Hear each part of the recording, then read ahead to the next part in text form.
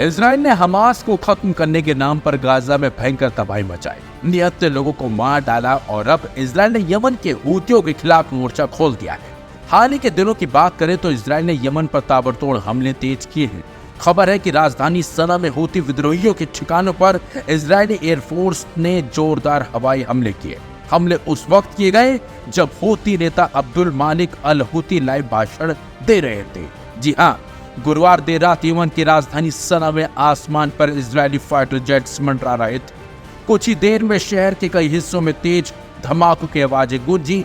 निशाने पर थे हूती विद्रोहियों के सैन्य शिविर, मिसाइल लॉन्च साइट्स, गोदाम और राष्ट्रपति परिसर। इजरायली सेना का दावा है कि इन हमलों में हूतियों की कम्युनिकेशन प्रणाली भी तबाह कर दी गई। इस हमले की टाइमिंग भी चौंकाने वाली रही। Abdul Malik al Houthi television पर लाइव भाषण दे रहे थे। इजराइल ने इसे एक साइकोलॉजिकल ऑपरेशन बताया है। इस हमले के कुछ ही घंटों बाद Israeli defence minister Israel cats का भी बयान सामने आया, जिसमें उन्होंने साफ साफ कहा कि जो इजराइल पर हाथ उठाएगा उसका हाथ काट दिया जाएगा। इस बयान ने साफ कर दिया कि इजराइल अब सीमाओं से बाहर जाकर भी हमले करेगा अगर खतरा दिखाई दिया तो। वहीं हूतियों ने इन हमलों को सीधी आक्रामकता बताया है और बदला लेने की धमकी दी है। हूती प्रवक्ताओं ने कहा कि वे इजरायली जहाजों और हितों को निशाना बनाकर जारी रखेंगे, खासकर रेड सी और बाब अल मंडप में। हूतियों का आरोप है कि इजराइल यह हमला गाजा में अपनी विफलताओं को छुपाने के लिए कर रहा है। वहीं ईरान ने भी इस हमले की निंदा की है और हूतियों के साथ एकजुटता दिखाई है। गाजा में जंग पहले ही आपको बता दें उफान पर है। लेबनान में हिजबुल्लाह के साथ तनाव जारी है और अब यमन का नया मोर्चा सवाल उठा रहा है कि क्या इजराइल अब 3 मोर्चों की लड़ाई के लिए तैयार है। वही विशेषज्ञ मानते हैं कि ये घटनाएं पूरे मिडिल ईस्ट को एक बड़े युद्ध की ओर धकेल सकती हैं। संयुक्त राष्ट्र और अमेरिका ने दोनों पक्षों से संयम बरतने की अपील की है, लेकिन फिलहाल हालात काबू में आते नहीं दिखाई दे रहे। हाल ही के दिनों में खासकर आईडीएफ के गाजा अभियान के बाद इजराइल पर हूती हमलों में वृद्धि हुई है। 22 अगस्त को हूतियों ने इजराइल पर एक ड्रोन और बैलिस्टिक मिसाइल दागी। आईडीएफ ने पुष्टि इसकी खुद की। कई अवरोधन प्रयासों के बाद ड्रोन को आयरन डोम द्वारा मार गिराया गया, ये भी आईडीएफ ने दावा किया। वहीं इन हमलों के जवाब में आईडीएफ ने यमन के राष्ट्रपति भवन, इंधन डिपो और बिजली घरों पर हमला किया।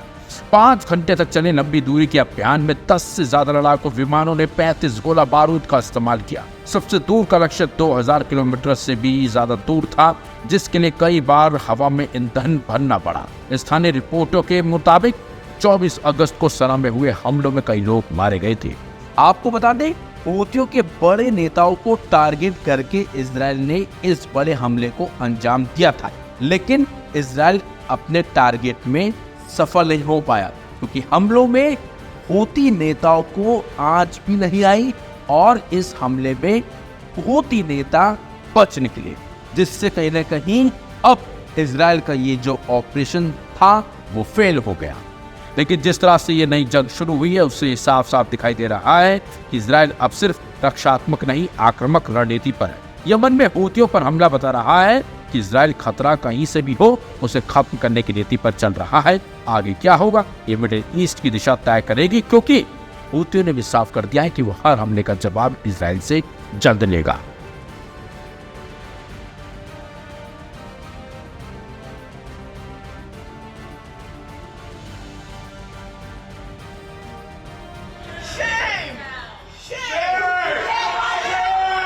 ट्रंप के अमेरिका में क्राइम रुकने का नाम नहीं ले रहा और पुलिस घटनाओं को रोकने में नाकाम होने लगी है। हाल ही में अमेरिका के मिनियापोलिस शहर में एक कैथोलिक स्कूल में हुई गोलीबारी से सब सन्न हो गए। इस हमले में 2 मासूम बच्चों की जान चली गई, जबकि 17 अन्य लोग घायल हो गए, जिनमें 14 बच्चे शामिल हैं। घटना उस वक्त हुई जब छात्र सुबह की सामूहिक प्रार्थना में हिस्सा ले रहे थे। हमला करने वाला शख्स पूर्व छात्र रॉबिन वेस्टमैन था, जो पहले रॉबर्ट नाम से जाना जाता था और बाद में लिंग परिवर्तन के बाद महिला के रूप में पहचाना जाने लगा। इस मामले में एक चौंकाने वाला खुलासा हुआ है।